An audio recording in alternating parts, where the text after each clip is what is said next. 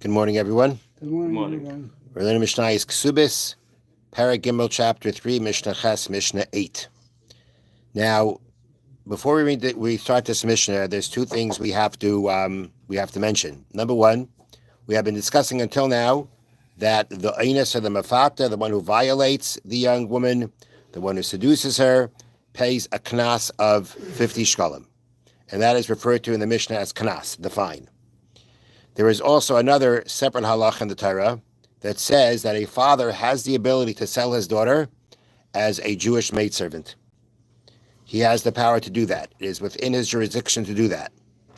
So the Gemara is going to contrast this halacha of the father's ability to sell his daughter, which nowadays is not relevant, and the fact that he gets the knas, right? Because the Torah says that when the girl is violated or seduced, the 50 shekel knas goes to the father. There are times, if there is no father or she's out of the jurisdiction of the father somehow, that she'll get the 50 shkalim, but essentially it's the father gets the 50 shkalim.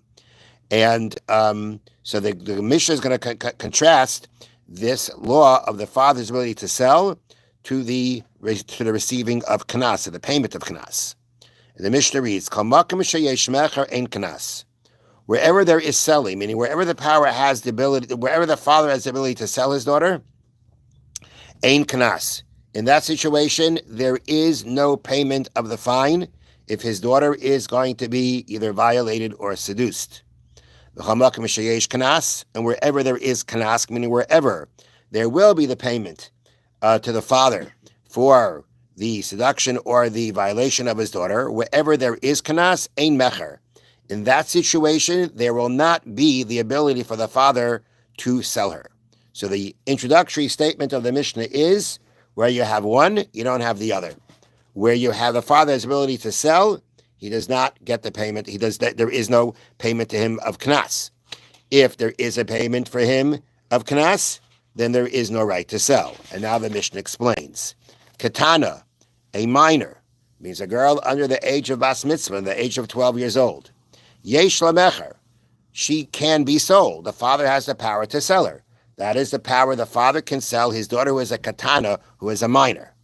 But in that situation, at that age, ve'ein lo knas. But if she were to be violated or seduced, there would be no payment of knas, because meaning if she's knas does not get paid if the daughter is a katana who was violated, only if she is a nara, if she's between the ages of 12 and 12 and a half, and she has shtei saris, 2 pubic hairs. But this is what it means. This is what the Mishnah meant in the beginning, where there is mecher, where there is the sale, meaning where the father has the power to sell, which is when she's a katana, when she's a minor. In that situation, there would be no payment of knas for seducing or violating her.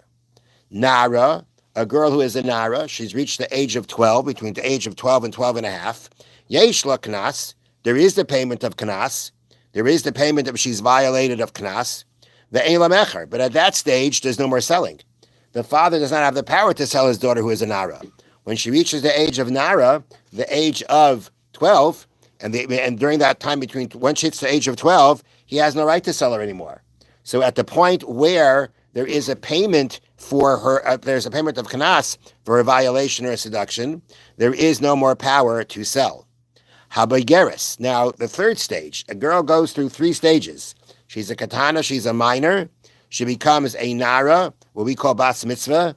She is a nara between just the ages of 12 and 12 and a half.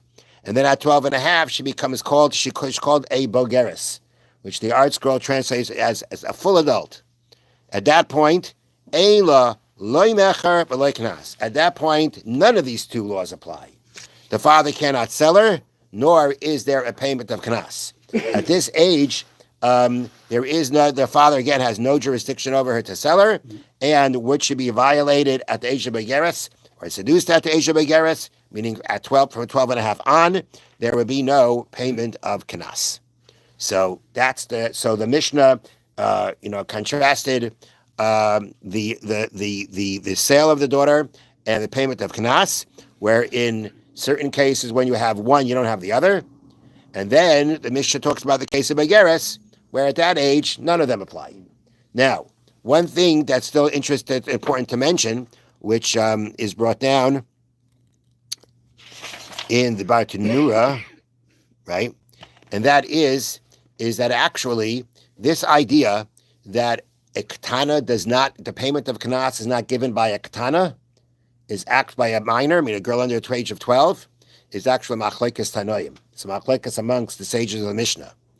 Our Mishnah that says that when there is mecha, there is no knas, which means when she's a katana and should be sold, which should be violated or seduced, there would be no payment of knas when she is only a minor. That is the opinion of Rabbi Meir. And that's what our Mishnah is following. Other Mishnayos that specifically are mentioning the payment of knas by a nara, these are all Rabbi Meir. But the Rabbanan, the sages, they actually say that even though the Torah does talk about nara, that is the case of the Torah, that she is a nara, but they have a way of deriving from the words of the Torah that it doesn't only apply to a nara, it even applies to a katana.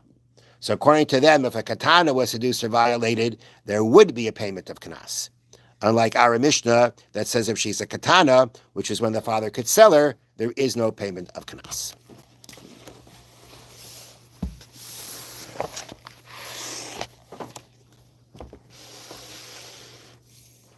Okay.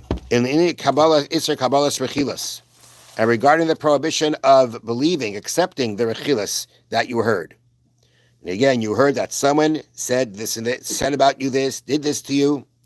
Dinu Kamei Lashon Hara. Same law, the same thing as we had by Lashon Hara, meaning when you're just hear something derogatory about a person.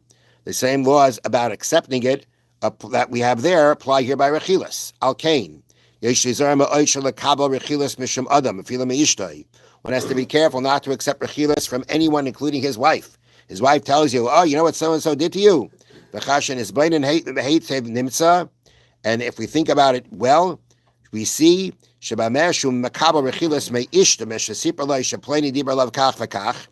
believes the rechilas from his wife, that she told him so-and-so did this to you or said this about you, besides